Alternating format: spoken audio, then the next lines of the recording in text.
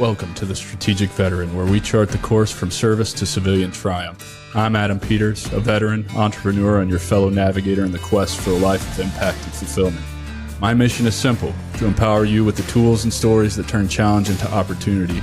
Having walked the path from active duty to where I stand now, I understand the search for purpose that comes with hanging up the uniform. It's a path I've walked, with its trials, its tribulations, and its victories, and it's a journey we're on together. This podcast is more than just conversation. It's a beacon for those seeking to redefine our missions through entrepreneurship. It's about igniting the entrepreneurial spirit that lives within us, the spirit that compels us to create, lead, and make our mark on the world.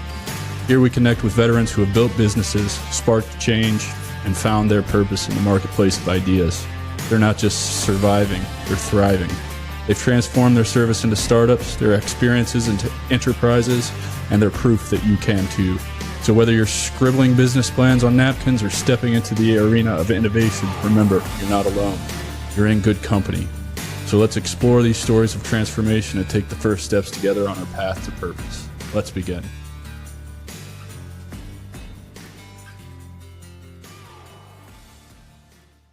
What's up, everybody? Welcome back to the Strategic Veteran. I'm your host, Adam Peters, and today I'm honored to introduce to you Captain Tyler Goble, who has dedicated over 8 years of service to our country as a Marine Corps infantry officer, serving in roles such as a weapons platoon commander, a company executive officer, and I'm sure a crayon eater as well.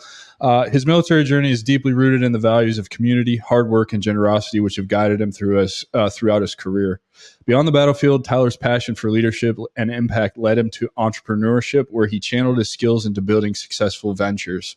While pursuing his master's degree, Tyler discovered the world of business, a revelation that spurred his drive to create meaningful change through entrepreneurship. Today, he's at the helm of two growing businesses, LTG Assist, an offshore talent agency, and I'm going to butcher this, Ardesia Architecture and Design, a firm co-founded with his wife. Tyler's work doesn't stop there. He's also played a pivotal role in establishing a foster home for female minors who were victims of human trafficking in Texas. In this episode, we'll explore Tyler's journey, the challenges he faced, and the powerful lessons he learned along the way. He's a Marine, a leader, an entrepreneur, and most importantly, the definition of what it means to be a strategic veteran. So let's dive in and warmly welcome Tyler Goble to the show. Tyler, thanks for being here on Saturday, man. Thanks, dude. I've been super looking forward to this conversation and honored that he spent a little bit of time with me, man. Yeah, no, dude, that works both ways, man. I'm super grateful to be here. I've also been looking forward to this conversation, particularly since our first conversation was so great. So let's just dive in, man. Let's talk about why did you decide to be a jarhead, and where are you from originally, and kind of what influenced you to go that route? Yeah, I mean, my story is probably pretty similar to a lot of folks. I grew up in Plymouth, Michigan. So if you know where Michigan's at, like anyone from Michigan is going to show you their hand and be like, I'm from like right here. Does this get turned into video? If it does, people will see this. Oh yeah. It's definitely going to be video. If you look at the hand, I'm like right outside Detroit area, like between Detroit and Ann Arbor is where Plymouth is, kind of right in the middle of that. So you're not an Ooper. Not a Youper. Oh, it's Youper. My bad. Yeah. Yo, you're good. You're good. I'm a troll. I would call those people trolls that live in the Southern Peninsula. But so grew up there for my entire childhood up through 18. And my whole life was kind of revolved around sports. And so I played sports growing up, whether it was baseball, basketball, football. Really, really fell in love with football. That was kind of my passion from like 7 years old until 22, finishing playing in college. And that's where really I ended up going to United States Naval Academy because of football. I sent a letter and called and emailed and sent my game tape. This was back when you used to like send DVD copies of your game tape to people. I sent game tape to every single college in the country that was Division I. I broke into a couple colleges that are Division I, like driving through, like on my way to a tryout. I would stop at like, I think Middle Tennessee State is one of them, where we ended up playing them my sophomore year in a bowl game. But shout out Coach Stockstill if you ever hear this. But I broke into their stadium because it was unlocked, and we were driving through on our way to Vanderbilt for a tryout there, and got into their coaches' offices and was like, perfect. Like I had a stack of are you just leaving your shit on their desk? Yeah, that's awesome, man. Going into their offices, and check your security cameras from probably 2010, I think this probably was. But just super, super driven to go play college ball somewhere. And I was fortunate enough to kind of get recruited by some different schools. I had Division One offers from Bowling Green, Eastern Michigan, the Naval Academy, and I was getting kind of courted by some of the bigger schools. So like your Stanfords, your Northwesterns. I had decent grades growing up, and the funny thing about the Naval Academy that people don't realize is that there's not usually like a scholarship limit. So they're able to wait on recruits a lot longer than a school like a Bowling Green or an Eastern Michigan because they can only fill up so many offers. You always offer more people than you can actually take because you don't know if you're going to win all those offers. And so with Stanford and Northwestern, they were telling me basically like, hey, we really like you. Could you also long snap? Could you do some other stuff maybe that could get you on the field in addition to playing linebacker? And I went to camps at both of those places, had really good relationship with their coaches. And those were kind of dream schools for me as well. Like Northwestern in Chicago, super high academic. Stanford, obviously out in Palo Alto, like beautiful campus. Like well, that would have been Stanford that would have been the time Andrew Luck was there, right? So obviously, yeah, he was there. He was there when I was getting recruited. It was Shaw was the head coach. Okay. Morpheus, like super yeah. big, huge dude. But they were just basically like slowly feeding me of like, hey, we still are interested. And I kind of had the Naval Academy in my back pocket of they're not going to fill up. They're never going to tell me I can't come. And so I kind of had one that was somewhat secure. And kind of push came to shove. And whether any of this is true or not, whether I was actually on the bubble with these schools, like who knows? But signing day came around, which is like February, I want to say, back then, in the year you graduate. And I remember I was in the movie theater and Stanford's linebacker coach called my phone. I saw it and I was like, oh God, like this is like the day or two before signing day. And I'm like, this is either like a really good call or he's about to tell me like, hey, do you want to just walk on and do that? I had some offers from like Ivy League schools, but the way that those schools work is it's all need-based aid. And my parents were small business owners. We didn't like make billions of dollars, but we made enough to where I would just be footing the entire bill at a school like Harvard. Yeah, you're not getting any financial aid because you're probably right over that threshold. Yeah, just over the threshold, or it's like the classic catch-22. It's like we got to either make less money and then he can get a scholarship, or we need to make a ton more money so we can afford this school, right? Or just go into debt up to my eyeballs. Yeah, another example of a broken system. Yeah. Well, with name and likeness stuff, like maybe I could have got a sponsorship from like a company or something. Like, yeah, hey, that would have been cool. This Harvard football player, like I'll come work for you afterwards or something, kind of like what you do in med school. But that was not even remotely a thing back then. And I remember talking to Coach Lamb, if you're hearing this one too. Really, really liked him. And I remember talking and was like, Coach, my mom will make me go to Harvard.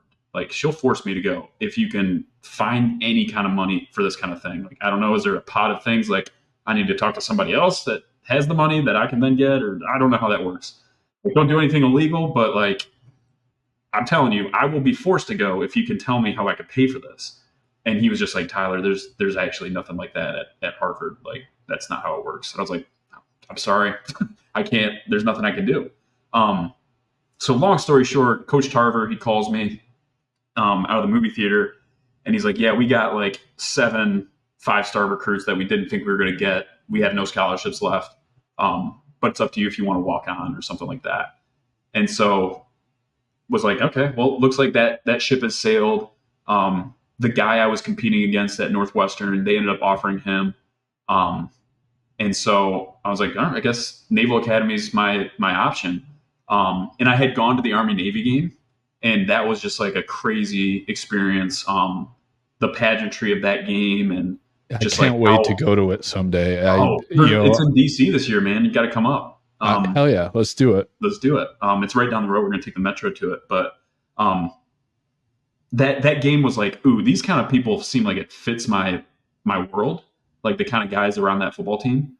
I got to meet some of the guys, did an official visit with them, and they're like my people, but was still kind of holding out hope for kind of like the marquee school, like a Stanford or Northwestern.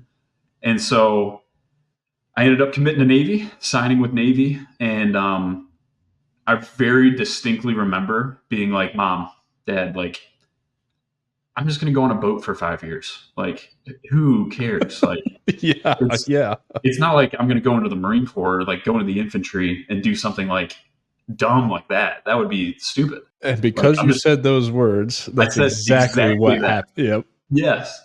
And so fast forward, go to the academy, meet some of the best friends of my life, and super close with all those guys still today. I talk to them like every day, and end up getting through that pipeline. And the academy's got a really interesting way of weeding out people that are there for like selfish reasons. And so, like, by the time you get to the point where you're having to start putting in your preferences, it started off where like I got to experience what a ship was like, and I was like, ooh, this kind of sucks. Like, I don't want to being a surface warfare officer sounds like I'm just standing duty every day. Nothing against surface warfare officers. I'm sure you guys do a bunch of cool stuff, but for me, I was like, I don't think I can do this. Like, I'll drink so much coffee, my head will explode. Um, and so I was like, but surely I'll just go fly for the Navy or something. Like, that would be cool. And then I saw the service commitment, and I was like, that's like an 8-year out of the jump thing for a pilot. That's a long time. Like, I don't know about that. And I was slowly getting pulled into the Marine Corps world. And the inside linebacker room at Navy is like almost exclusively Marine Corps ground contracts. Like, that's the people that are in that room for the most part, unbeknownst to me.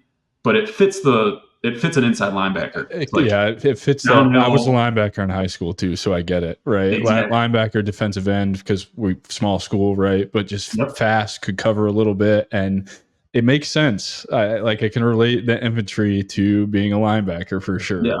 Yeah. And of course I'm like, okay, the Marine Corps ground, like, I don't want to do air. That's an 8-year contract. That seems like insane. But ground, that there's some cool jobs in there. Like, I would be like an engineer, or like, I don't know, do something else. And of course I get to the basic school. So the way, for people that aren't familiar with like the Marine Corps officer world, basically you'll commission, and then everyone, no matter what your MOS is, military occupational specialty, gets sent to Quantico, Virginia for 6 months.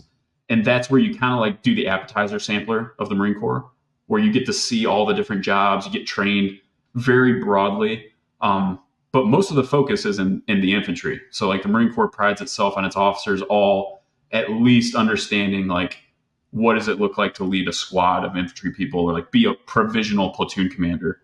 Well, that's the Marine Corps shtick in general, right? Everyone's a rifleman. Like everyone is a rifleman, from your cook to your highest ranking general, right? Like, that's just your culture, so that makes a lot of sense. Yeah, exactly. And it's like, if you read history, especially like some good books on Desperate Ground, I think by Hampton Sides. Maybe I'm getting the author wrong, but it talks about Korea, and exactly that's what happened in Korea. Like, they're moving those log trains out of when North Korea was pushing them back. Everyone was fighting, whether it was chaps, like, or it was everybody. Cooks were on the gun, like, all that stuff was happening. So no matter what you do, if you go to Quantico for basic, or the basic school, you're gonna do infantry stuff. And sure enough, it was the same song, like different dance.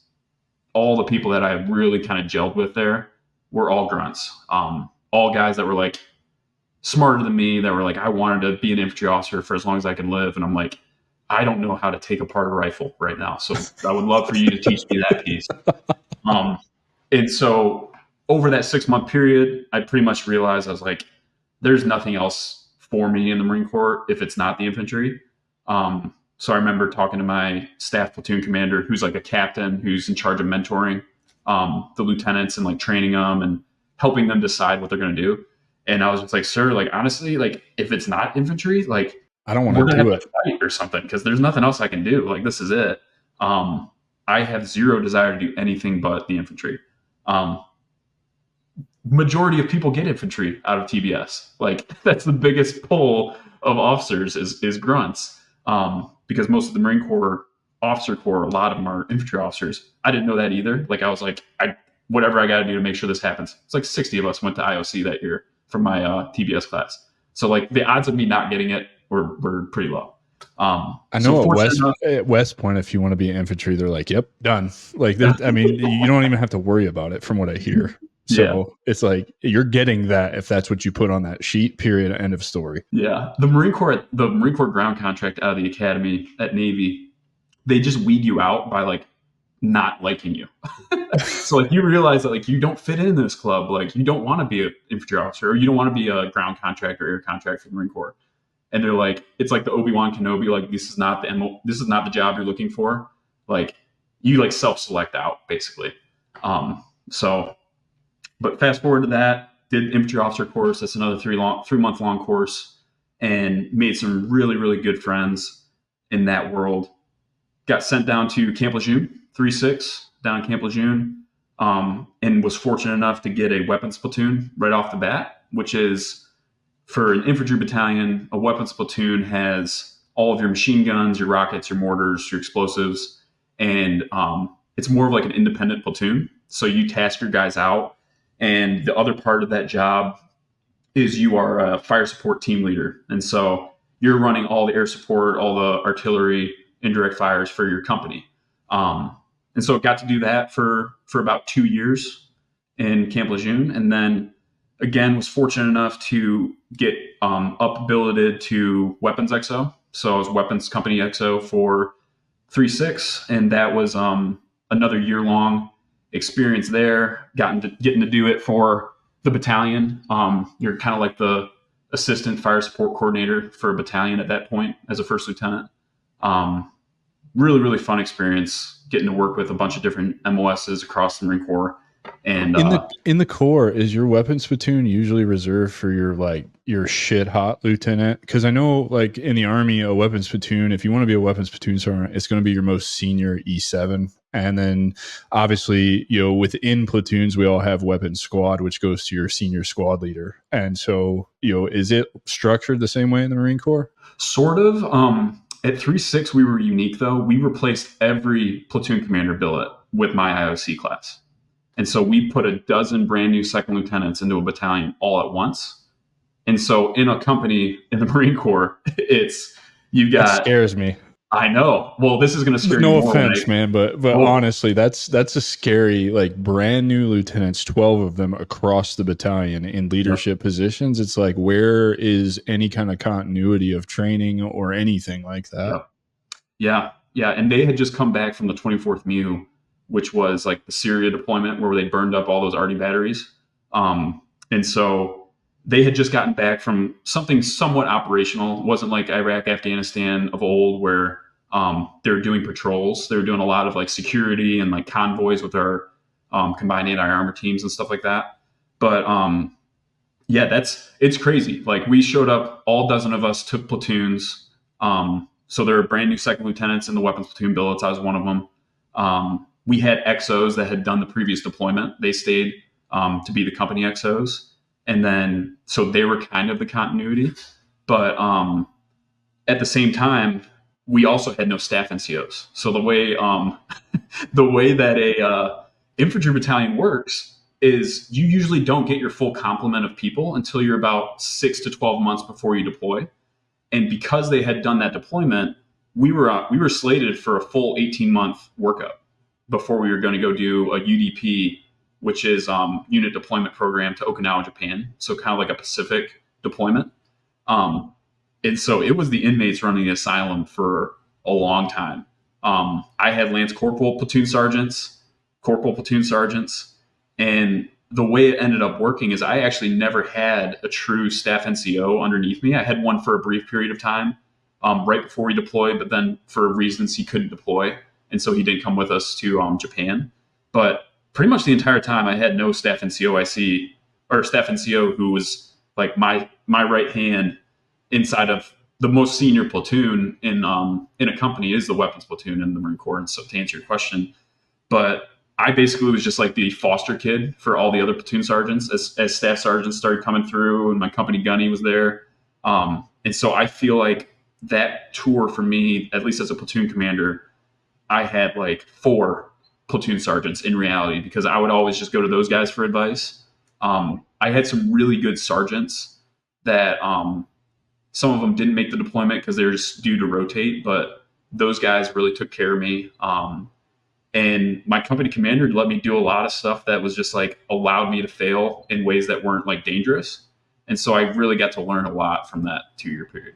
Well, I want to praise you for your approach to not coming from. So in the Army, I would get the West Pointers were the most guilty of this. They would come in and they wouldn't listen to any of the NCO leadership at all. You know, it's like, I don't know what it is. Maybe you can shed some light on this for me, but they have this kind of aura about them. And I'm not trying to generalize all service academy graduates, but my experience with most of them was this. And they just come in and I'm a fucking second lieutenant. I don't care if you're an E6 or an E7.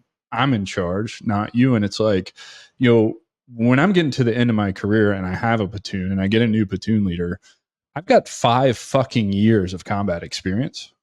Like, what do you have? You have 4 years of pre-military before the military, and you think you know it all. And it really kind of it causes problems, man. It really does. And so I want to commend you for you recognizing, like, I don't have a fucking clue what I'm doing. I need to go find the experienced people.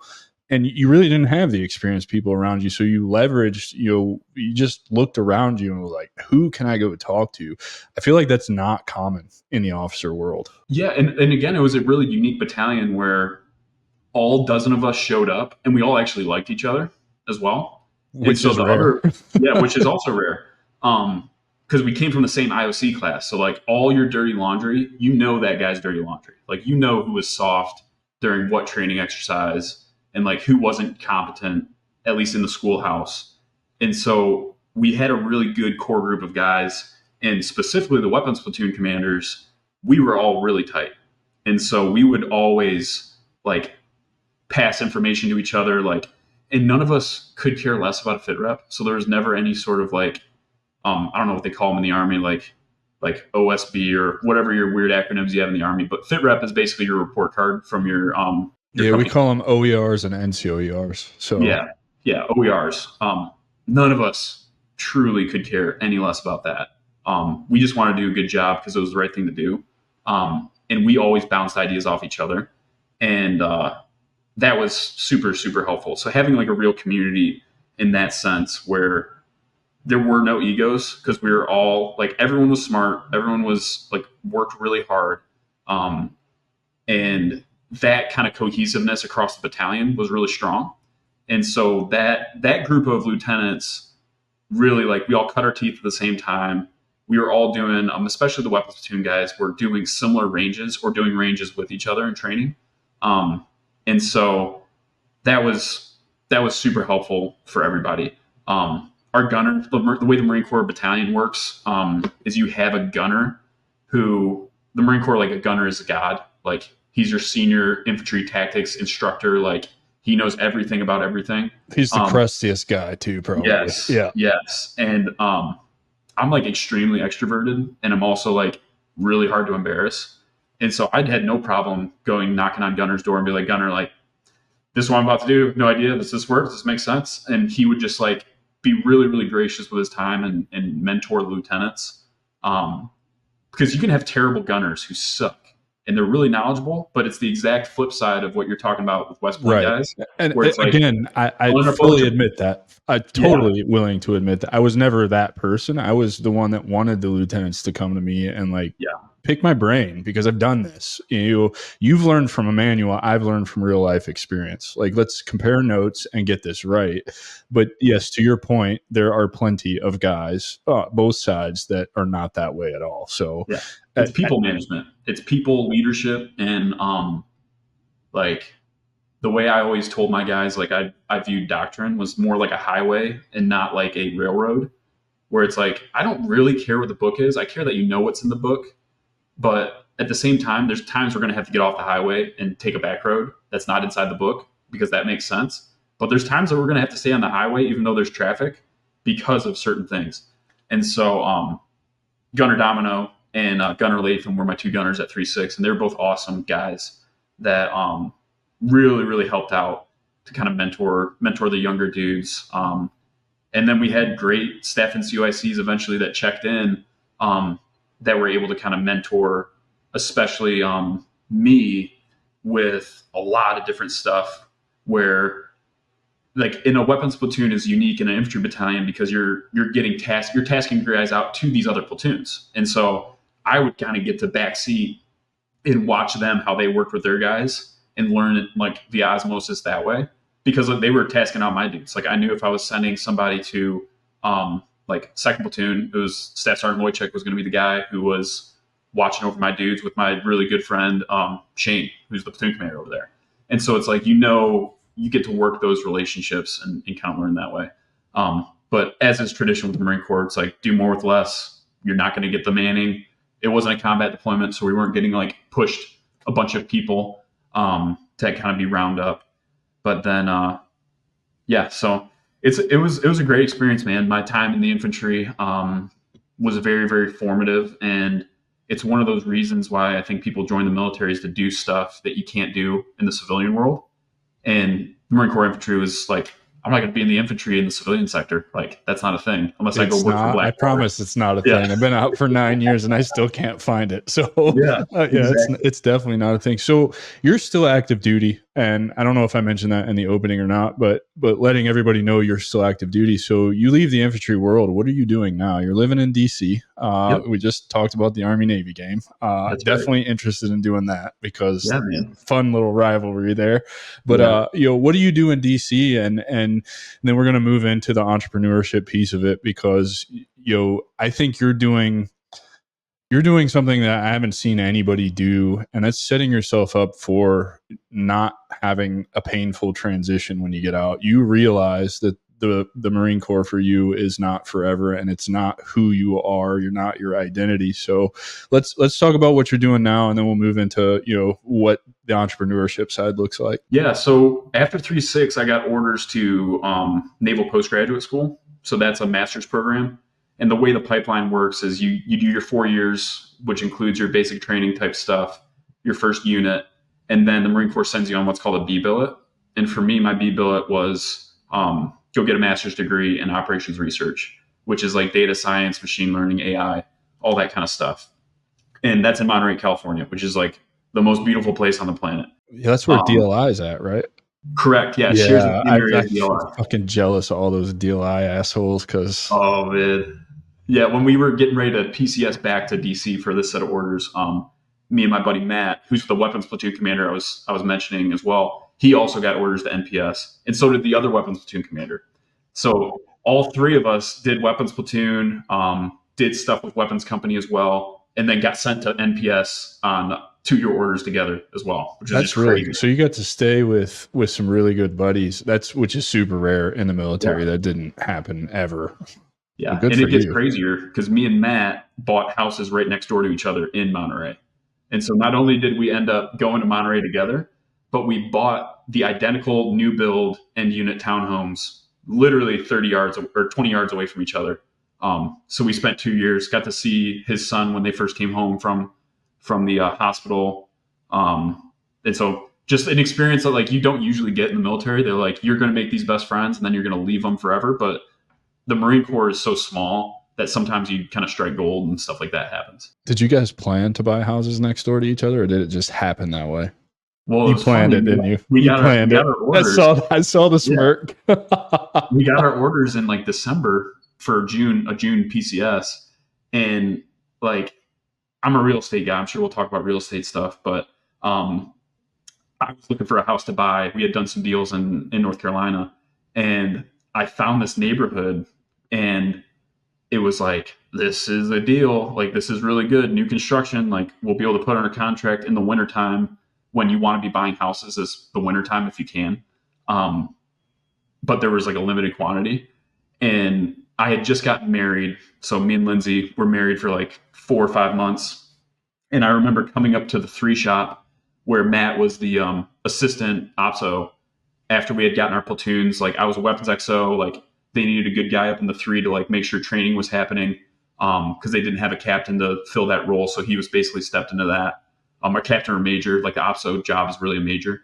So Matt was doing that role. I remember coming up to the 3. I was like, dude, I can't tell you where yet, but I need you to get ready to like call this number I'm going to give you. We're putting a house under contract. You guys got to put the house right next door to under contract. But I've got to make sure that we get it or my wife will kill me.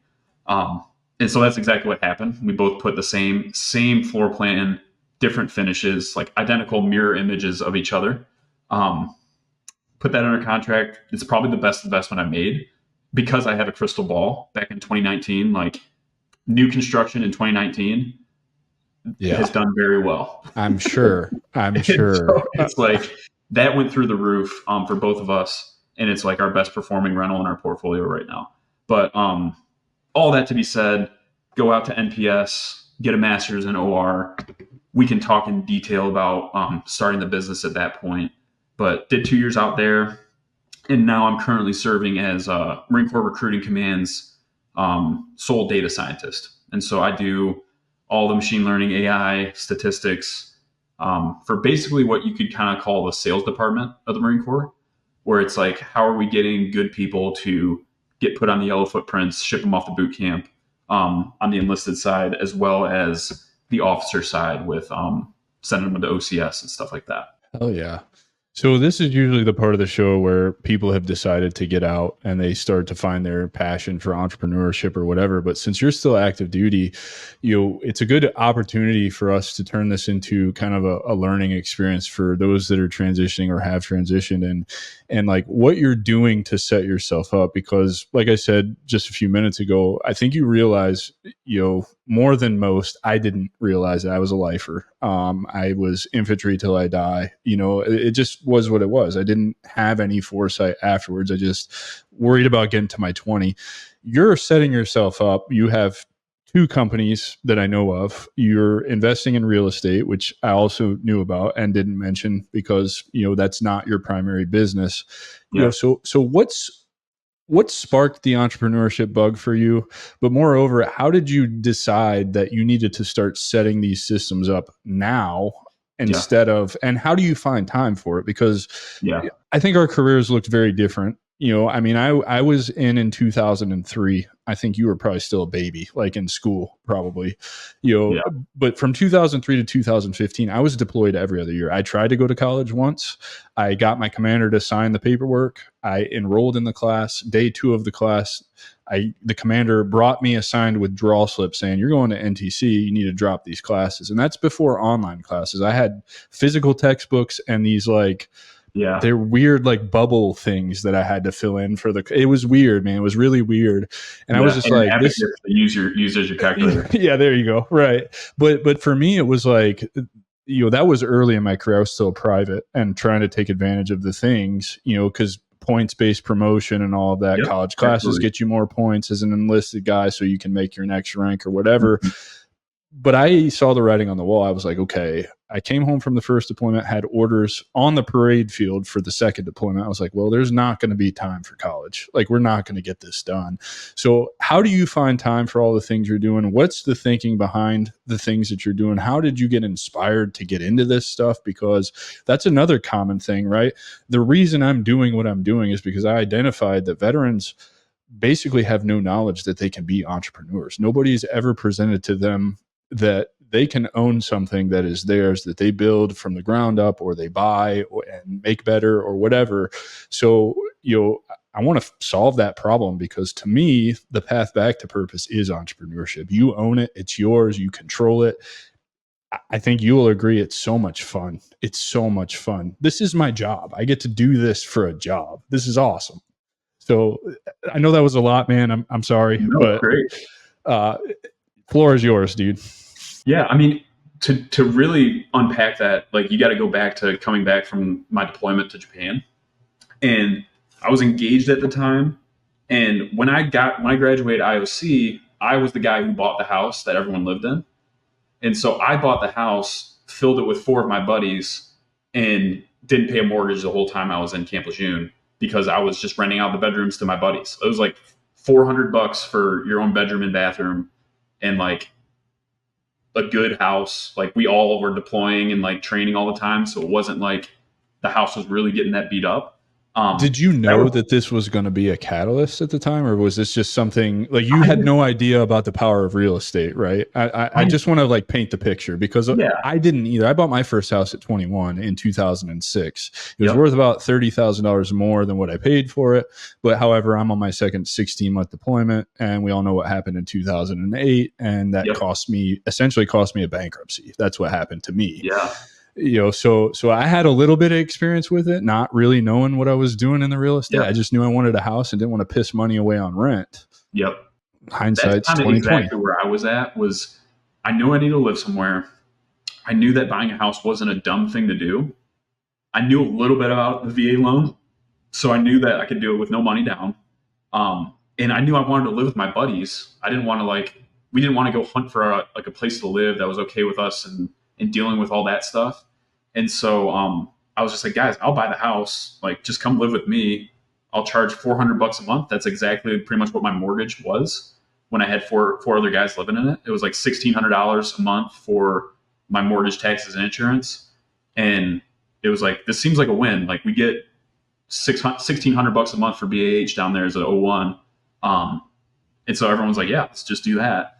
And so that was the first thing. And like, I think when vets hear all these podcasts, especially when they hear someone like me talking about like being an entrepreneur and doing all these things, and they see like the end product of essentially what's been 8 years worth of slowly building things, they think that like, especially your junior enlisted guys, like I'm very sensitive to the start some crazy side hustle while you're on an inter-operational unit that's doing stuff. Like I would advise against doing those kinds of things.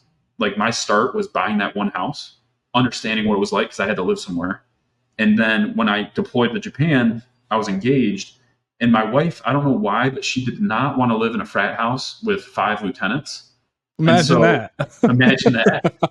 And so we bought a house down the street, like a cheaper house that we could put a bunch of sweat equity into. And so it was like a hurricane damaged house. It had nothing in it. And in my mind, that was like, I'm still going to need a place to live. I'm still working these 14-hour days, which are insane. But I have like a small window of opportunity when we get back from this deployment to spend about a month fixing this place and making it livable before my wife and I get married in October of that year. And so I capitalized on that. I put that house under contract before we left for that deployment and closed on it about 2 months before we got back from that deployment. And so I had a really long escrow. And when I closed on it, it was like when you come back from a deployment, you're usually working in the mornings and then they cut you loose, spend time with your family, or you take post-deployment leave. I didn't take any leave. I would work my 6 hours or whatever, doing whatever I was doing. And then I would come home and I would be laying floors until midnight that night, wake up at 5 and do it again for like a month. The grind. Yeah, just getting after it. But that house right there, we lived in it. And then I was a weapons company XO, which is arguably one of the busiest jobs in an infantry battalion, until we got orders and left in June. And so I had those 3 years worth of experience, basically understanding like how to do kind of the basic blocking and tackling. And buying this next house, we sold both those houses in North Carolina in order to buy the house in California. And when we did that, again, I was a newly married guy. Me and my wife were still getting to know each other and figuring out like I'm a Christian, so my faith is like something that's really important. And we always have tithed off of our income, which is like a 10% donation to the church or charity, or whatever. But with real estate, like when you sell a house, there's not many paychecks that are just like, here's 50 grand deposited into your account. Like what do we want to do with that kind of money if that started happening? And so for us, it was like the very beginning of our marriage, figuring out how do we want to be generous. And my wife, her mother runs an anti-human trafficking nonprofit called Unbound Now. And Lindsay was like, why don't we just donate our tithe from this to Unbound? Like that would be cool. And I don't know if Susan is running this thing like out of her garage on a laptop, like sending out a newsletter, or like, what is this Unbound Now thing? Like, is it legitimate? Like, I don't know any of it, but I'm like, I'm sure this is fine. Like, it's my mother-in-law. Like, my wife wants to do it. Like, let's just do that. Like that's the easiest option. And I don't really care. I just know that I shouldn't be the one to hold on to all this cash. I should be giving it in some way, shape, or form. And so we did that. And then Susan called me and was like, Tyler, just so you understand, for $5,000, like that's enough for us to employ someone full time in a country like Mongolia, where they're doing nothing but stopping people being sold into slavery. So your tithe to the nonprofit sparked the overseas talent agency. In a lot of ways, yeah. This is cool, man. This is really cool. And it was like the gateway drug of like, you can understand this. Like you did 20 years, you were an infantry guy. Like I really dislike this like military influencer culture of like, I'm going to be in uniform and do all this super cringy stuff. And like, I hate it. Basically grift. Hate it. Yeah. I hate it. And I didn't do 20. I was medically retired at 13. So yeah. But you did some serious time. I did my time. Yeah. And operationally, you know, and like the last thing I wanted to do was be that guy that like starts a business and is still active duty and is doing it and just making all this money and like renting Lamborghinis and like doing marketing that way. But I could stomach it. I could stomach starting a business if it had something bigger behind it than just us making a bunch of money. And so we partner with Unbound as a charity partner, basically. So all of our charitable donations from the business go towards Unbound. And have you read that book? Like if you give a mouse a cookie? Oh yeah. Yeah. It's going to ask for a glass of milk. It's going to ask for a glass of milk. It's going to ask for a glass of milk. And so I'm like a spreadsheet guy. And so we flipped that one house. That was like a round it to 50 grand came back to us. And I was like, that was like one person full-time job for one house that we flipped. Like, and we didn't even try to flip it. It just happened because we just sold it and the market went up and that was cool. But people make money doing this. And like, if we hired it out and did it like a little bit more professionally, like that's not going to be a huge time sink on me potentially. Like I don't know anything about business. But I'm also in a set of orders where I'm a full-time student. I don't have anyone underneath me. I don't have any responsibilities other than like learning how to read and like code essentially. And so it was a time in life where we didn't have kids, didn't have people that were relying on me to like do stuff other than myself. And so I felt okay about doing that, felt okay about starting a business that had something behind it that was more than just making money. And so we're like, if we're going to flip one house, like that's a lot of work to just flip one house. Like, why don't we try and flip two houses? It's like, well, if you flip two houses, you kind of probably have a system figured out. Why don't we just try to flip three houses? And I was like, well, crap, if we're going to do that, like, why don't we just turn this into a legitimate business while we're out here in Monterey, figure out what that looks like while I have enough time to make all these mistakes managing, and like I can grit my teeth and make it right by just effort, and spend 2 years and see what happens at that point. And so that's what we did. We started off as, I call ourselves like recovering house flippers, where it's like, for people listening, flipping houses is the worst way to invest in real estate. It's like actually really dumb to do that. But it's a really good way to start investing in real estate because you learn how to work with other people's money, how to work financing, how to manage a project, how to like work people like in a way that everyone's winning, how to manage, how to like do all the different aspects of a business, but on a much more compressed timeline of only like 6 to 12 months, instead of starting something where like if you're syndicating real estate or you're doing like longer term investments, you're going to marry somebody for 5 to 10 years on these things. And we had experiences where it's like, man, we didn't set that up right expectation wise from a partnership. Next deal, we'll do it this way. Next deal, we'll do it this way. And that let us iterate over that 2-year period to where over 2 years, we flipped about 20 different properties in Texas from start to finish, and learned just a ton about what does that actually look like. But through that process, we hired somebody overseas to basically be my executive assistant for all the military people, almost like a staff secretary or like an XO or an OPSO type person. And Christine is her name. And it's like when people like ask me like, how are we doing all this stuff? It's like, well, we have this process. It's called Christine. And they're like, okay, acronym. It's like, it's a person. She keeps the trains on the tracks at all times. And so that 2 years was super, super helpful. And to kind of bring it back to like the influencer like culture that exists, like now we have a staff that does a bunch of stuff for us. Like we've got 3 full-time people that work for us. We've got partners, we've got independent contractors in different places. My wife is full-time with the business. And so if you look at me online, you're going to see a bunch of stuff, but it's not all me. It's like our company is doing these things. I'm kind of like a face of a lot of it. Like it's not like I'm using like all the stuff that we're saying on social media and posting out into the world is me, but it's enabled by so many different people in a long-term vision behind that kind of stuff. Well, and so that for the 2 that's the years. idea of the personal brand behind the business, because without the personal brand, how do you have business, right? And it's they go hand in hand. And you're right. Like I hate it. I see it a lot. The solopreneur stuff, and it's like, yeah, you can run something by yourself to an extent, but you get to a point where now you have to start putting a team around you. I have a team.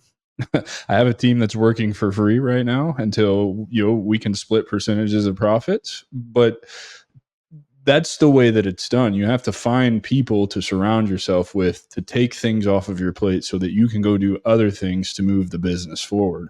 And you're a prime example of that because you're in California, right? You're full-time active duty, grinding it out on nights and weekends, and you're also doing it 3 states away in Texas, right? Right? Like you're not doing it right down the road where you can go check all this stuff. So you've added an extra layer of shit you have to figure out too. And you just find a way to figure it out. Like it just happens. And you make sacrifices. Like you don't like in Monterey, most people golf a ton. I didn't golf at all. Like I was working. Like I was up at 4 a.m. taking investor calls on the East Coast, doing a bunch of things. And we grinded for like 6 months before we bought our first property, just trying to figure it out. Right. And so that gets lost on a lot of people in this day and age where it's like you can just find someone on LinkedIn or find somebody somewhere and they're going to be like, over the last 2 years, I did X, Y, and Z. And you're like, but I also worked for 6 years before that. And also really goes all the way back to being 7 years old playing Little League football. Like all these different things accumulate in people's lives to where people are starting at different points all the time. Not for better or worse, it's just reality. And the way to get to where other people are going, there is no substitute for hard work. Like people will sell you a course, but you have to do the work and you have to make those sacrifices at some point. Like, and it can happen really fast sometimes, but really sometimes you just get lucky. Like we got lucky with that that's house what I model. think. That's what I think, right? Like I'm on a mission to put the gurus out of business. Those are the people who claim, oh, you can be making $10,000 a month by the end of the month if you buy my course. And it's like, no, I'm going to buy your course because I've done this, and you're not going to tell me what I need to know, and you're going to upsell me to the next part of your course that's supposedly going to tell me what I need to know. And really, the only thing you need to know is it's massive action, relentless action, just taking action and learning the shit you don't know, because there's a ton of it. There's a ton of it, and it never stops coming. And you just continue to learn and grow and implement and learn and grow and implement. And that's the secret. That's what it takes. Yeah. Yeah. It takes what it takes, and there are no real shortcuts. And so that 2 years for us was just insanely critical of giving us the headspace and the time to really figure out what does it mean to actually run a business? What does it mean to take on investor capital? What does it feel like to get squeezed? Because that's something that you won't see on Instagram, social media. Like we had some deals that didn't go the way we wanted them to, and we had to have hard conversations with people. And it wasn't always sunshine and rainbows. Like there were times where I was waking up at 3 o'clock in the morning going, I don't know how we're going to make this work. And we still have stresses. Like we're growing stuff all the time. And so it's like, don't let it get lost that it actually doesn't happen overnight. And then the other thing is like numbers are just on a spreadsheet, and it's not really that exciting to see you hit your goals like after you hit the goal. Because we hit our financial goals way faster than we thought we would. And then it happened. And then the next day I woke up and I went to work. And it wasn't like some nirvana experience of like the bank account said this, had this many zeros in it. Like, woo. It was like kind of not that great. But like donating money and like being a part of something bigger than yourself, That's the that part. never gets old. Yeah. That Yeah. truly never gets old. And so that first 2 years was us doing pretty focused in on just flipping single family homes. And then when I knew as soon as we moved to DC where we are now, and I was going to be back in like quasi the real Marine Corps where I'm like working in a real job. It's not like I can just do 4 hours worth of school and call it good that day, and just work whenever I want to work on school, because that's essentially a master's program, way different than like a bachelor's. Like you're so much more on your own program that you're not taking nearly that many classes and you have time to do that. But here I knew I was going to be working a true like 8 to 5, like regular office type job. How could we build something intentionally from the start of that when we get to this point, the machine's running and I'm just making decisions, but they're not tied to my own time. And so that's where we are now, where with LTG, that's the name of our company. That's like the parent company that then owns interest in all the other stuff that we're doing. So like Ardesia Architecture and Designs, my wife's design firm. So like LTG is the owner of that firm. It's a LTG family Wealth. office. Yeah. Family office. Yeah, family That's what you're office without the building. money. That's the only issue. Most Hey, family that offices are like $1 billion. oh, that's coming. It's coming. Yeah. Just We're keep trying to doing get what you're there. doing, man. Yeah, that's kind of the goal. That would be really cool to eventually run your own family office. But that's the mentality we have now. And all of the things that I do, I make sure that they're not tied to my time, and they're tied to results. And so for folks that are still active duty and didn't have the ability to be in a job that enabled you to kind of figure out all those other things, like my best advice for you guys is like, be an excellent Marine, be really, really good at that job, because those skills, I promise you, and that mentality and like work ethic, it carries over into business, and you can't get that time back. And like, you will never be able to have that experience again while you're active duty doing stuff, especially if you're in charge of other people. And figure out a way that your normal Marine Corps job, normal Army job, what is the skill set that you need to be really good at inside that job? And then figure out a business that revolves around that skill set. Because for me, like as a data scientist for the Marine Corps, like I code all day long. Like I do nothing but think about like machine learning and all these different like algorithms and how can we optimize X, Y, or Z inside of our business processes. But I also do consulting for businesses where I do that for them. And so I'm able to kind of double dip into my Marine Corps world and train and do skills there that are helping the mission, but then take those same skills, apply it to a different data set inside the private sector. Oh, and by the way, stuff I've learned in the private sector, I'm bringing it into the Marine Corps. We're doing stuff that I do as a business person in my operational Marine Corps tour. And I'm not saying that I'm like bleeding data over where it's like there's any sort of like legalities involved, but it's like, hey, this is how I run my meetings with my company.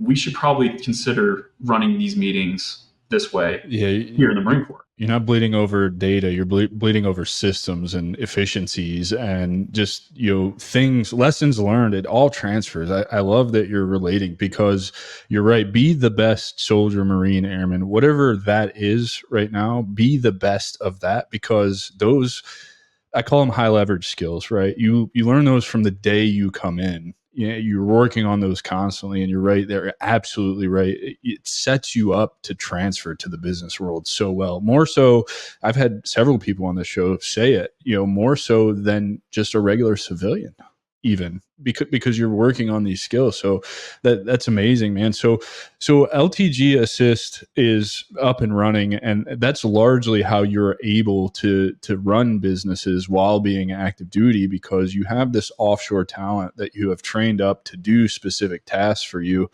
And this stuff fascinates me, because when I started out, I knew there were some tasks that I didn't want to do. I hired a virtual assistant to do some tasks and had a pretty horrible experience with it. So let's talk about your approach. And really educate people, because I think this is one of the big starting points to building a team, is taking some of those administrative tasks off your plate. Because in the beginning, when you're building a business, you know this as well as I do, you're either trading time or you're trading money. And most of us don't have money to trade, so we have to trade our time. So when you do get a little bit of money, you want to buy some of your time back, right? And so where do you suggest people should start looking to buy some of that time back? And what are some of the tasks that overseas talent, because it is cheaper? And I know there's going to be a lot of opinions on this, like, well, you guys could pay them more for what they're doing. And it's like, yeah, but you have to understand where they live, the amount of money we're paying them. We're paying them more than fucking doctors get paid over there. Like, they're getting paid really well. They're not hurting, I promise you. So, like, please educate me, because I'm ignorant to this stuff, and I'm getting to a point where, like, this is probably my next step. Yeah. So I think, like, the military does an insane job of teaching you that, like, it's okay to delegate. And, like, contrary to popular belief, like, it's okay to delegate a task where it's not going to get done as good as you would have done it, but it's still getting done because you delegated it.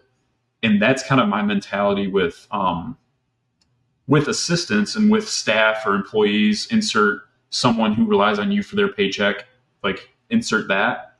And so it's understanding, like, what does actual delegating look like? What does it look like? Give clear tasks, like, to bring it all the way back to, like, the Marine Corps, like, mission-based orders. Like, what is that actually in the world of business? Like, giving an end state and hoping that they carry it out according to how you would carry it out, like your commander's intent, that kind of stuff. To get just super buzzwordy, like, for the Marine Corps folks, like, all that kind of stuff.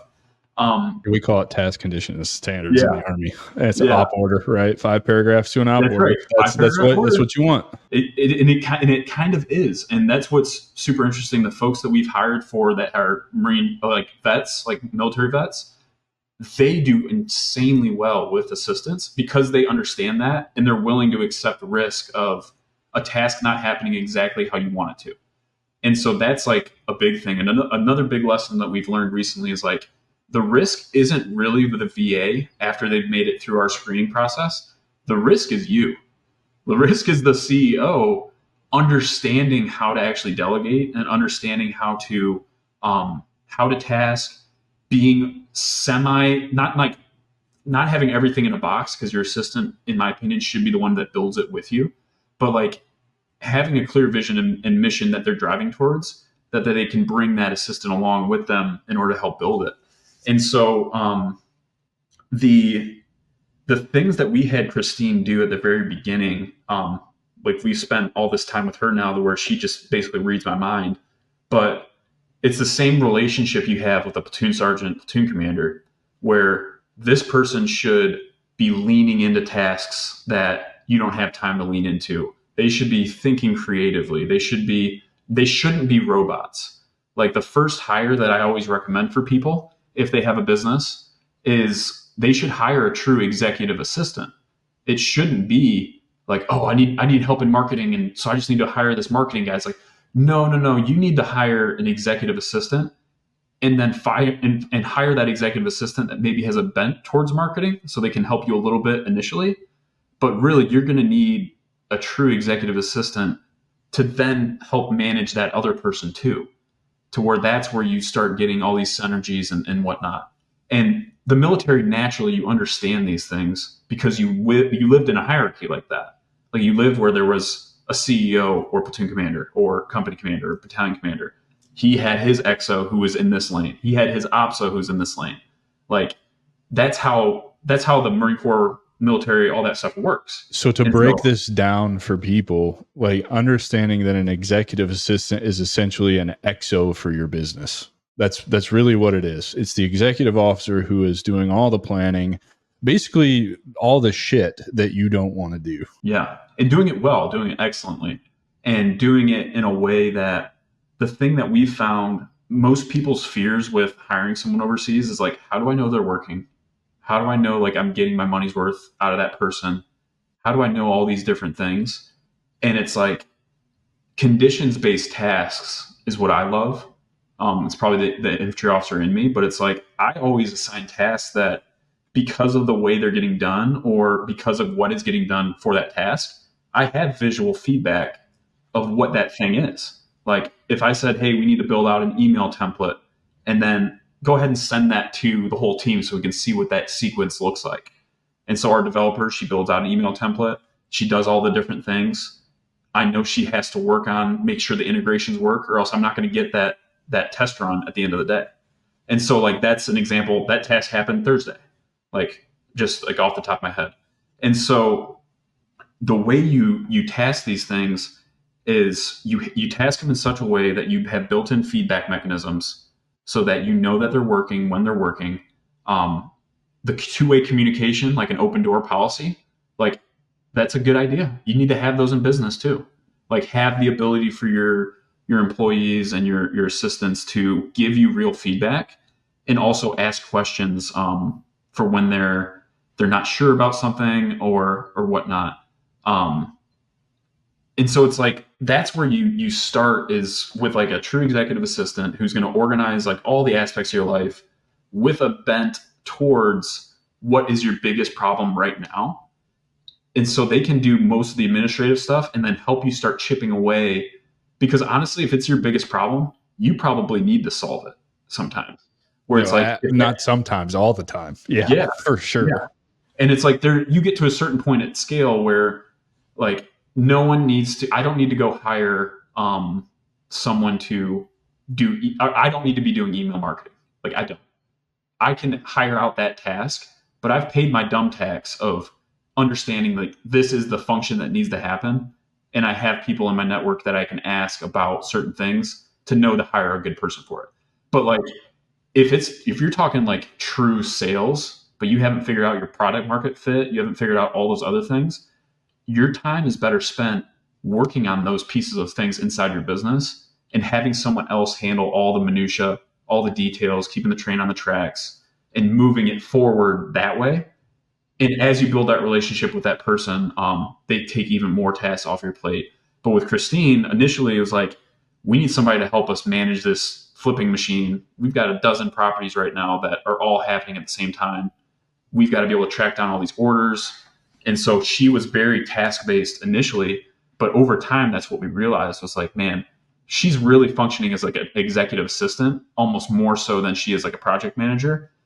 And as we've grown and as we've seen the guts of other businesses, that's the real key takeaways. Like the first step for somebody, if they've never hired before, ever, hire just a lights out executive assistant. They'll be your operations officer. They'll be your XO. And they will give you the brain space to be able to realize what your real problems are inside your business and take you away from all this decision fatigue of like responding to all these different emails, like stuff that like you can do, like you're smart enough to do it. But man, does it suck to have to just grind away at that all day long and like think about it and like, am I missing something? So I don't know. That's my soapbox on like the first hire that you should have is a true EA. I like that, man. And it makes a lot of sense because basically they're there to find holes in your systems. And if they're good enough, they'll help you plug those holes. And, you know, I know my experience with the VA wasn't the greatest, you know, and largely because, like you said, the dumb tax of just not knowing what I don't know. It's a lesson I had to learn. But, you know, there was a lot of good things that came, systems that I still use to this day that were her ideas, not mine, you know, because they just, that's what they have a lot of pride in what they do and they're really good at it. And so my next question to you is, you know, what about all these people that are saying, well, why overseas? Why not hire, you know, from our own country? And obviously it's cost related, right? So, you know, what can you expect to budget for a good executive assistant hire? And we talked about this before we started recording. You have a couple of metrics for ROI and all kinds of stuff like that. And I think they're really interesting. And I think they can shine a lot of light on how to actually go about hiring somebody and what you should plan for. So can you talk a little bit about that? Yeah, absolutely. So what I like to do, like when we brought Christine on board, we were flipping houses and making between like 20 and 40 grand profit on each house we were flipping. And so in my mind, I was like, all I got to do is flip one more house and I pay for her salary that year and it's worth it. And so the ROI initially was like, as long as I make my money back, like I'm learning so much from having to actually hire somebody, that's worth it. In reality, now that we're like a little bit more refined, like I would say that whatever that person's cost is, they should be able to at least bring in 4 times the revenue um, from that salary. So to talk in like true numbers, we're hiring folks usually at like the $1,200 to like $1,400 a month, US dollars a month for full time work. And you brought it up earlier, but it's like when I heard that too, like my mother-in-law works for an anti-human trafficking nonprofit. Like, don't get it twisted. I'm like, that seems low. Like, how do you survive getting paid that much? Like, no one would be able to survive on that. Like, that's way below minimum wage, like dollars. Like, how does that work? But in a country like the Philippines, which is where we're hiring, the median income for someone is like $800 to like $900. And so these are good jobs that we're providing for folks. Yeah, pretty And near it's, double yes, the median, right? Which is, it I is. mean, that's not insignificant. And this is post inflation as well. This isn't like Yeah, we're $1,200. talking right now. This I'm is right talking now. this Yeah. second in 2024, end of 2024, $1,200 to $1,400 a month for someone who's a killer. Like we're talking people that have MBAs. We're talking people that have like 5 to 6 years working in that industry, whatever the industry is that you're hiring for. So there's some really deep, deep benches of talent, and something that we appreciate in the U.S. We don't appreciate enough in the U.S. I guess unless you live in like the national capital region with I-95 and how terrible that traffic can be. But like a lot of the people we're hiring, they're getting paid $3 to $4 an hour working in an office on site in the Philippines for some other company, and they're driving 3 to 4 hours one way to get to that place because the transportation system in the Philippines, it's like 2-lane roads. Like Christine, she lives in Cebu City area of the Philippines, and she has an aunt who lives 20 minutes away if there's no traffic.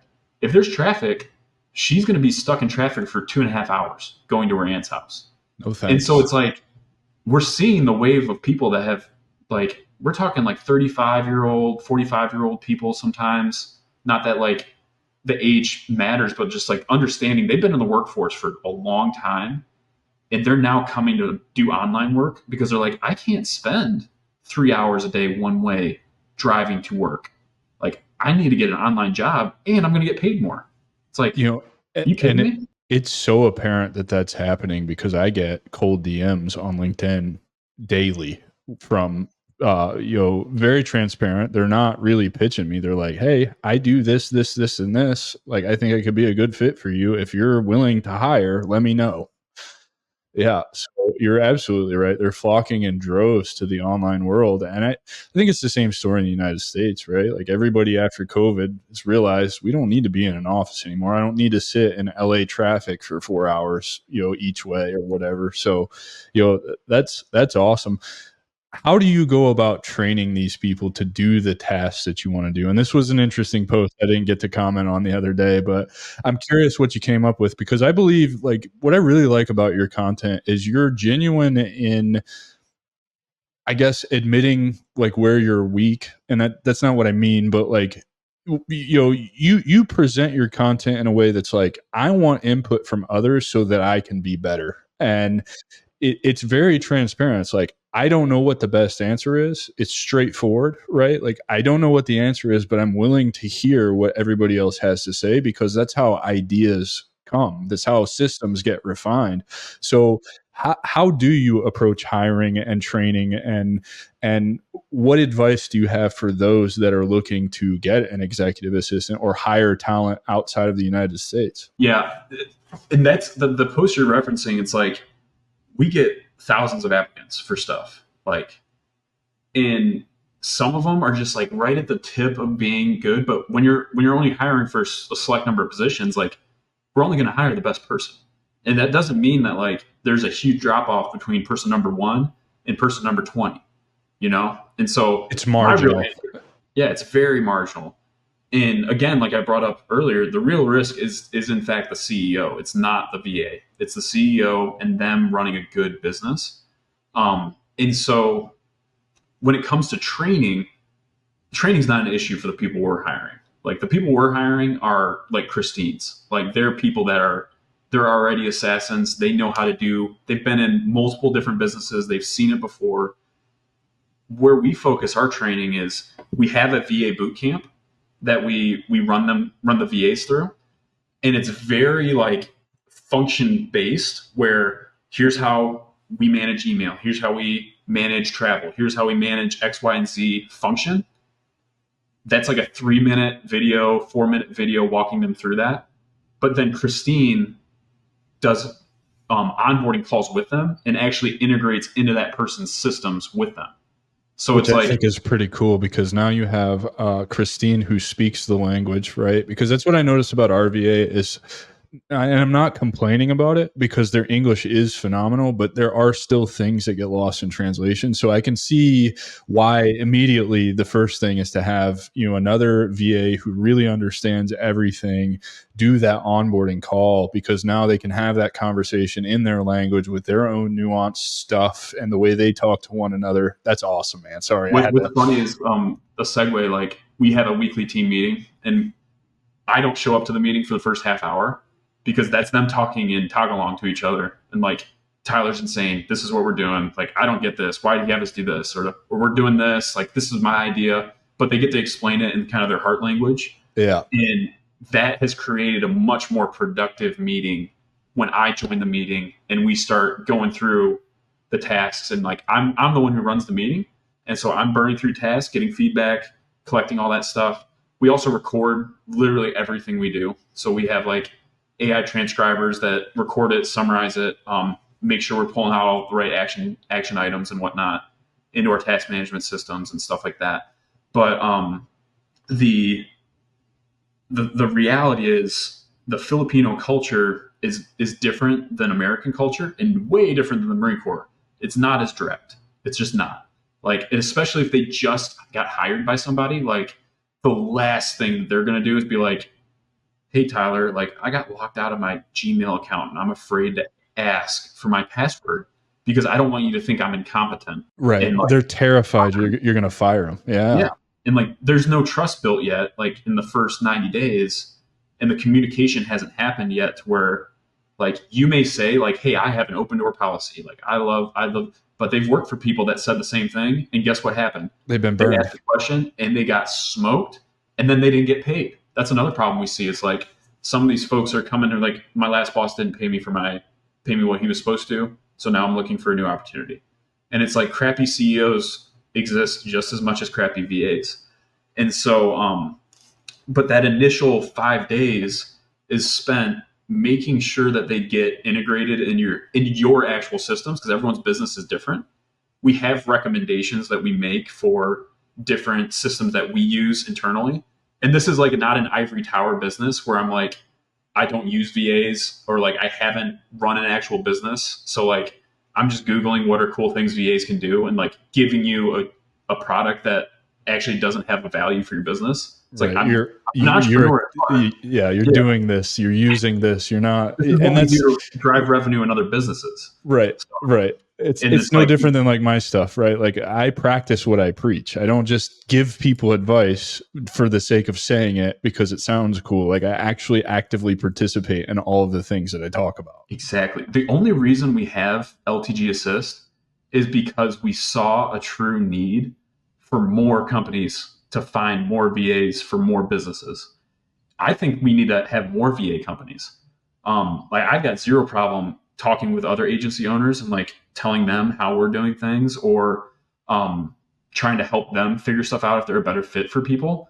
Because in reality, there are so many small businesses out there that need even just an executive assistant, even just that, to where we'll never run out of people if enough people know about us. And honestly, it's like, it's such a blue ocean that I just think more companies need to exist, and we need more of these sourcing companies to do it the way we're doing it, because it's just a good model. But we're using it actually in our lives. You know, yeah, I love your approach to this because it's no different than what I'm doing in the veteran space, right? Like everybody's like, well, aren't you worried about competition? You give so much away for free. You're just sharing knowledge. And it's like, there's plenty to fucking go around. And I can't help every single veteran that's out there. As much as that is my goal, I know there's several reasons, right? Like A, I'm just not for everybody, and that's fine. B, I'm not going to get in front of everybody. And C, like maybe my methodologies don't resonate with that person, but there's somebody in my network that they will resonate with. And yeah, I want you to go to that person because that's where you're going to get the help that you need.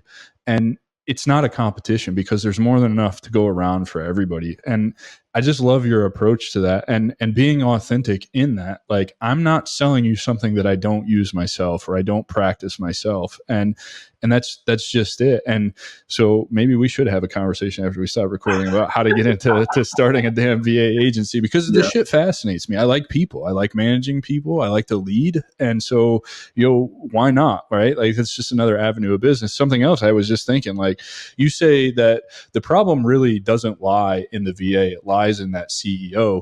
So maybe something for LTG Assist, another offer through that, not just finding talent, but actually preparing the business to be ready to hire talent, doing an audit on their systems and letting them know like what you identify are places you could hire this person. And I don't know if you've already thought about this, but if not, it's a freebie for you. Yeah. Well, it's funny because that's kind of the way we're structured at LTG. Is we have our core values: community, work, generosity. So those three things. But then inside of LTG, we go connect, which is we run free networking events in DC. This is like an example of LTG Connect, like just talking to people for free, doing those kinds of things that are just helping people, no skin off our back. It's just the right thing to do. It goes then from Connect to Assist, which is the VA sourcing agency falls inside that bucket, obviously. And our software as a service like offer inside of that we can help folks with. But then above Assist, it goes to Advise. And what Advise is my consulting practice. And so there are times where we're hiring for somebody and like I get a peek behind the curtain and they're just swimming in whatever it is. And it's usually not me. It's usually them that goes like, is there a way that we could like these CEO check-in calls are great, but like I need more help than just like hiring this assistant. I need help. And that's where we do LTG Advise, which is like a consulting practice. And so that is the kind of next step of engagement if people really want it, where I'll come in and do fractional CTO, COO work on like a retainer and get you set up to where, okay, this is a done with you, done for you service that gets your business in a spot where it's in the modern era. And there's like a data science component to that too, where I'm writing algorithms for folks and doing things like that. But that's the next step. And then beyond that, it's LTG Create, which is the true ownership arm where we would take like an equity position in the business or something like that. So that's where Ardesia architecture and design falls in, is inside that Create column where we're the sole equity owners of that business.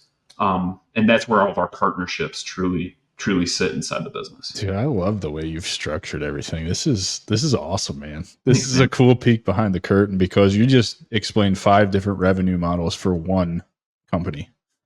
Yeah, and that's so important. Some people would say that's really dumb too, though. Like a lot of ways, like it stretches us pretty thin. But my sole focus is how do I drive operations? How do I make things efficient at this stage of my life? Because I still have that full-time job. And the way I do that is in the consulting practice is with my virtual assistants, is with plugging those people in. And then the stuff that requires my brain, that's where I spend my time, is not running the things that only I can do the true like deep dive on certain things, then direct people to get the right wires hooked up and the right plumbing connected. You got to be the capital, not the labor, man. Yeah, I love it, dude. I love it. So great. What's next for you, dude? Like where, as you look into the future, what are the goals and aspirations you have for the business? Obviously we talked about a family office. It sounds like you're headed that direction. So, it'll be nice to say that I got to talk to Tyler Goble before he was a billionaire. No.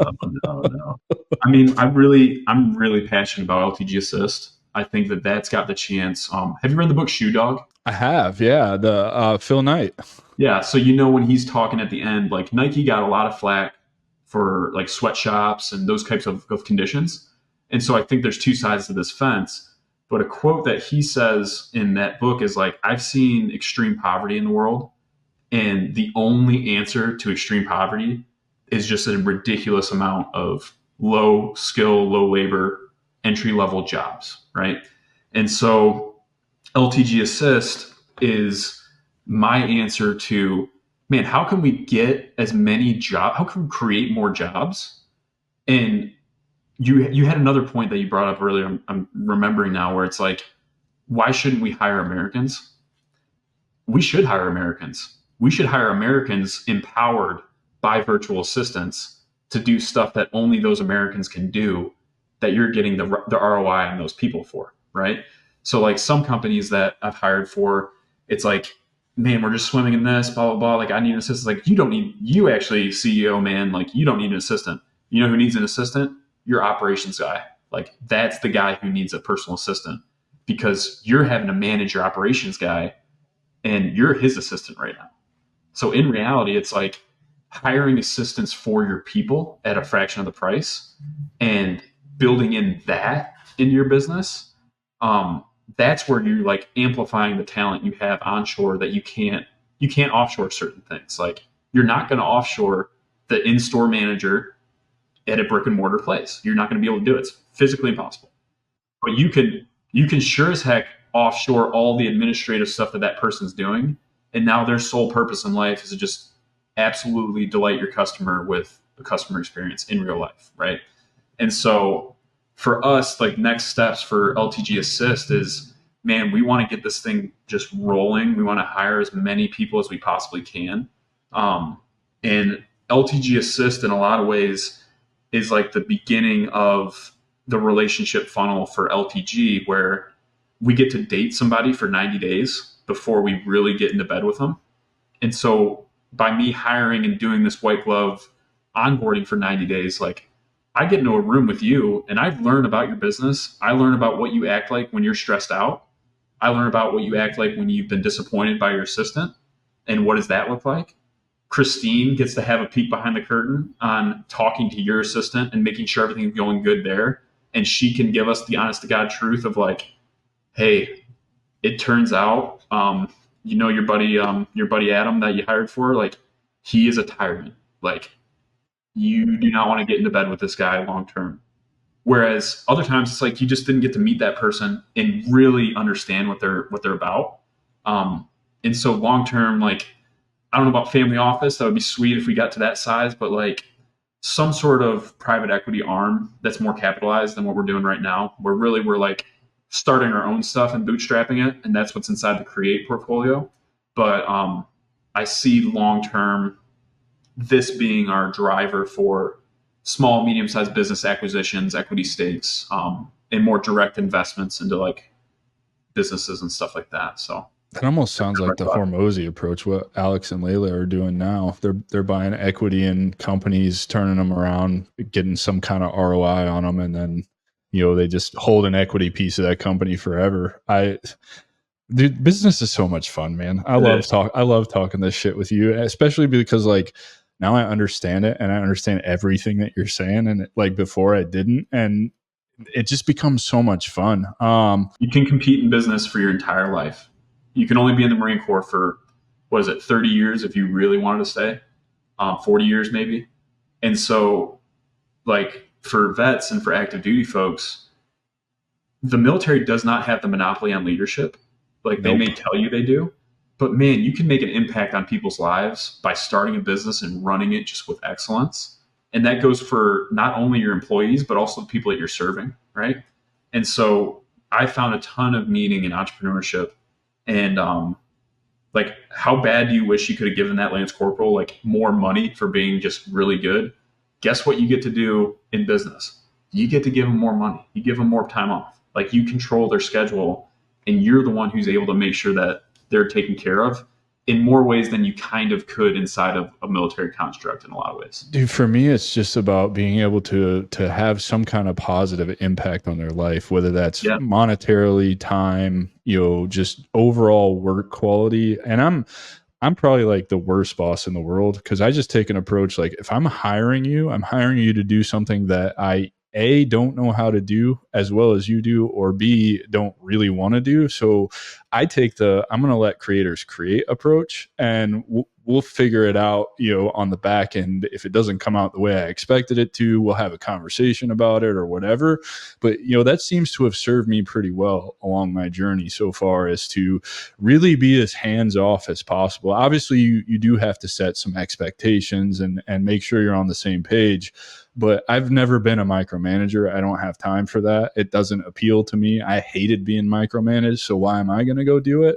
And honestly, the hands-off approach, like with my brand strategist, like everything I have that's branded, it's like I had no input on it whatsoever. He's like, this is how I work. This is what you're going to get. If you don't like it, you can pay me to do it again. And it came out perfect the first time. And it was like, it just unlocked so much for me because I just let him do what he does, And so when are you getting out of the Marine Corps? Like, why are you staying in? So when you get your master's, you owe time back. And so I owed 4 years time, and I'm more than halfway done with that at this point. And so we're getting ready to really throw the throttle in a lot of ways and grow some stuff and grow it to start taking profit out of the business to like establish like an actual paycheck that we're. So the end is in sight for you for the Marine Corps. Yeah, it's at least for active duty. I'm really, really strongly considering staying reserves for a lot of different reasons. I don't have anything against the Marine Corps. It's been so good to me. And getting to like help the mission and help folks that way, like I love Lance Corporals, so like those are my people. And so like if I can still have a positive impact in a lot of ways, I feel like a Lance Corporal in a lot of ways. But if I can kind of still impact those folks, but do it by bringing in expertise from the private sector and doing it in like a reserve capacity or just getting involved with that kind of stuff, I don't think I'll ever stop serving, in particular, just younger, either entrepreneurs, younger enlisted folks.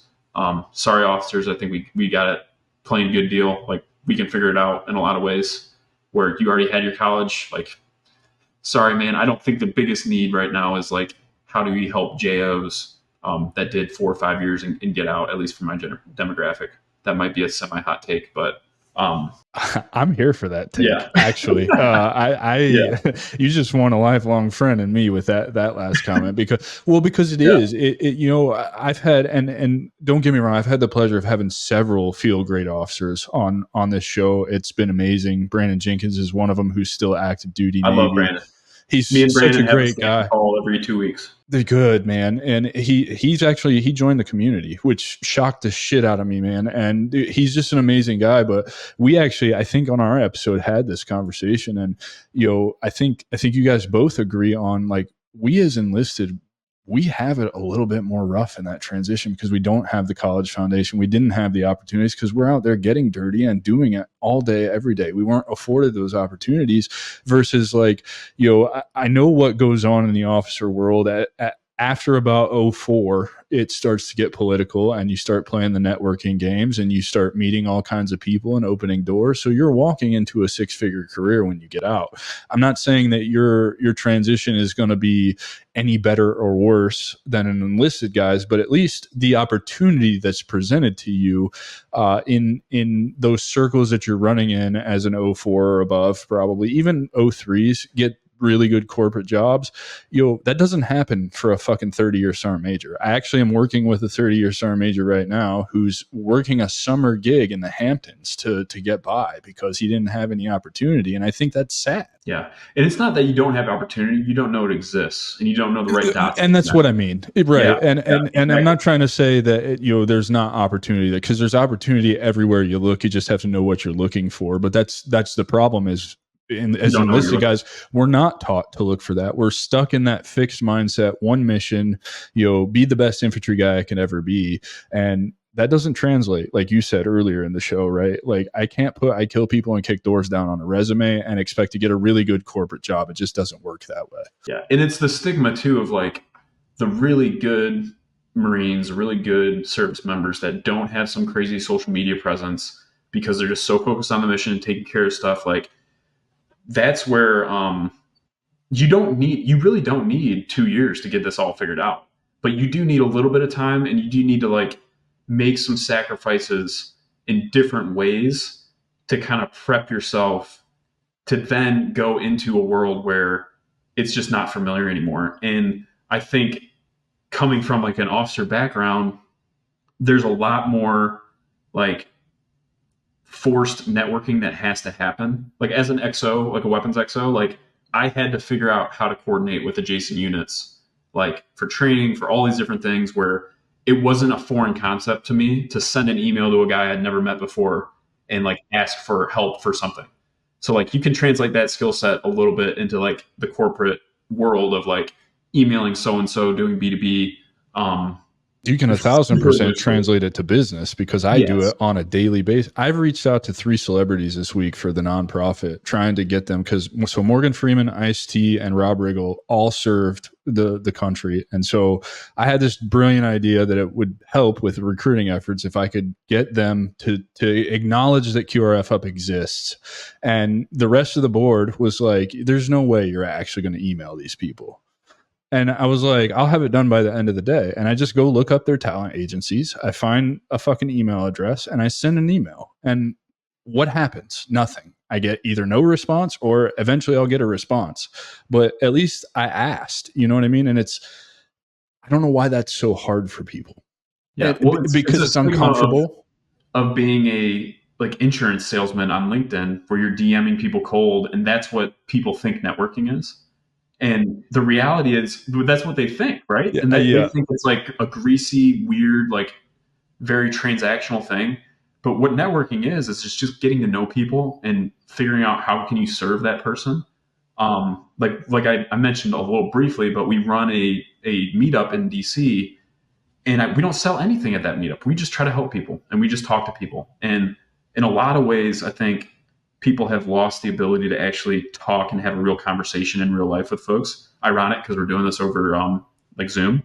But brother, if I could afford to flow into DC and brought all my equipment with me, I'd have sat in your living room or wherever, coffee shop, and I would have loved to have done this in person. And if I can make it up there for the Army Navy game, we could do another one in person. That would be great. But you're absolutely right. I agree with you. And that's been my approach. I don't sell anybody any. You can test to this because I reached out to you cold. I connected with you and I sent you a message like, hey man, this is what I do. Like, would you be interested in coming on my show? That was it. That was the whole thing. It's really not a big ask. I'm actually offering exposure to you because I have a platform. Everybody wants to be on a podcast. And because I've leveraged that, I've only had 2 people ever tell me no. Yeah. Yeah. And but that's the part I think that's missed out on is like, they think that networking is like for just weird, like greasy insurance salesmen. But like I promise you, just meet people in real life and meet people eyeball to eyeball. And those connections are worth like 50 online connections, And like you and I have gotten to know each other really well during this hour and a half and in the time we talked before. And so like now there's a good relationship there, but relationships aren't built on cold DMs alone and like sending a bunch of emails and spam. It's but you don't need to have this massive following in order to get to an opportunity that helps you a ton. Like if you just intentionally reached out to 5 different people for a month every day on LinkedIn as a vet, asking for a little bit of advice, I guarantee you, what is that, 150 people? Like one of those 150 people will be the person that helps you get connected where you need to go or points you to a resource that you need to get to. And you don't have to guarantee that because that's exactly what I started in November of 2023 on LinkedIn. I had 93 followers. And I don't know, in 2 months, I had booked, 15, 20 meetings, meeting people, being invited to communities to learn. Some of those people are now my mentors who have helped me get to where I'm at. Some of those people have opened doors for me. One of them's my brand strategist. Another one's my copywriter, right? You don't have to guarantee anything because I'm living proof that it actually works. I'm telling you that it's worked and I've done it recently in the last 10 months.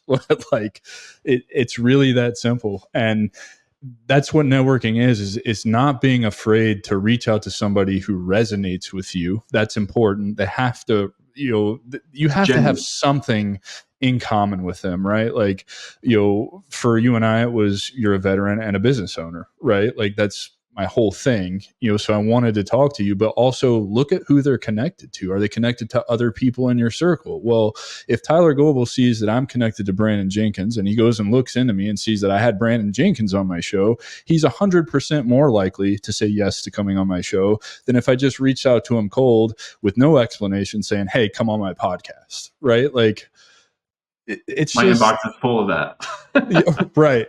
Right. And so just be authentic in reaching out to people and have a genuine interest. And like you're saying, don't be the scummy insurance salesman. And the only reason I laughed is because I actually was a scummy insurance salesman. I started and I'm super jaded about it. I didn't know anything about the insurance industry. I got sucked into selling final expense to seniors, knocking doors. So I was doing it in the South, in the poorest counties in America. There's no shame and stuff like that, and like learning and those kinds of things. But I think you've been overwhelmed with that. Like the buddy you hadn't talked to since high school, reaching out and saying, "Hey, how's things going? I know we haven't talked in a long time. Just wanted to see how things are going. Do you have any financial plans?" I know for sure that guy doesn't actually want to talk to me. He's just gotten coached to go through his list and not provide like. And man, I feel bad because I actually got coffee with a guy that is with Northwestern Mutual, and I told him all this.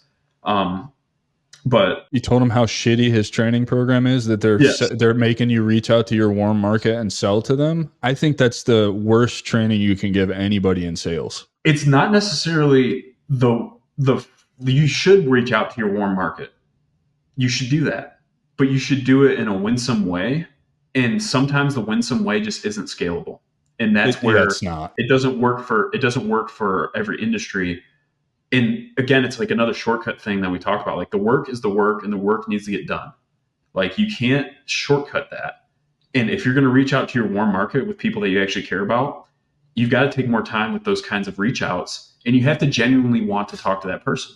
And you have to be okay if that person's not who you need to serve right now. Like that's fine. Like it's not a big deal. Like, but the thing that doesn't systematize and that doesn't scale.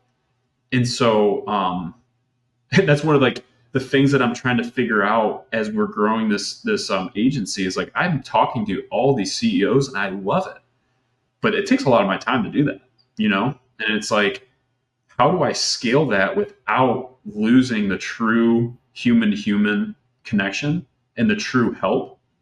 And the answer is like, it's not AI, it's not machine learning. It's probably just more people. And it's more people inside my world that fit the same culture fit that I believe in. And then that's where you're literally duplicating yourself via the culture you're driving inside your own business. I think what you're talking about is hiring a networking professional. Yeah, in a lot of ways. It is true sales. It's true sales. Right. Yeah. It's not I'm going to like a Tony Robbins or that one crazy guy who's like his wife spends 20 minutes with their kids, whoever that guy is. Yeah, I know what you're talking about. Yeah. Have you seen that meme?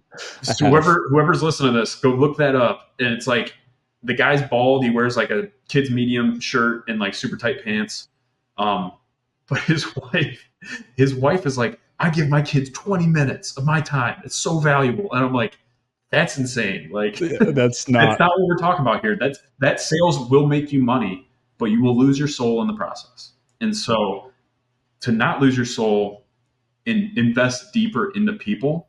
Like that's the bet we're making with LTG Assist is like we're investing so deeply in each of these CEOs that I'm betting that they're going to bring people around that also need help and that we can help those people. And that is where you win your time back because with referrals. Yeah. It's referral-based business. Referrals, man. It's so powerful. So powerful. And I love it, man. I love everything. I could sit here for another 2 hours and talk to you about this stuff. Dude, tell everybody where they can find you if they're interested in, hiring through you. I assume your business has some kind of process. I will be a customer of yours in the future. Honestly, I mean that because I like what you're doing, and I know that it's valuable to me. I'm sure there's a ton that I can learn from you in that process. So if I'm interested in getting a hold of you to hire, can you just kind of point people in the right direction, tell them where they can find you, what that process looks like? Yeah, if you just go to ltginvestments.com/assist, I think it is. Let me make sure I didn't fumble that address there. But ltginvestments.com will get you to the right spot no matter what. Yeah, it's ltginvestments.com/assist.